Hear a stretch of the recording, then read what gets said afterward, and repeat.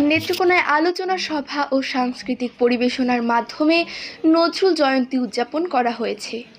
Netrokona public হলে এই আয়োজন করে জেলা প্রশাসন। আলোচনা সভায় সভাপতিত্ব করেন অতিরিক্ত জেলা প্রশাসক সুখময় সরকার। এ সময় প্রধান অতিথি হিসেবে উপস্থিত ছিলেন জেলা প্রশাসক খন্দকার মুশফিকুর রহমান। সভায় বক্তারা বলেন, কবি কাজী নজরুল ইসলাম ছিলেন সাম্য, মানবতা ও দ্রোহের প্রতীক। তার সাহিত্য ও সঙ্গীত আজও মানুষের হৃদয়ে প্রেরণা যোগায়। তারা বলেন, নজরুলের চেতনা নতুন প্রজন্মকে ন্যায়, মানবতা ও অসাম্প্রদায়িক মূল্যবোধে অনুপ্রাণিত করে।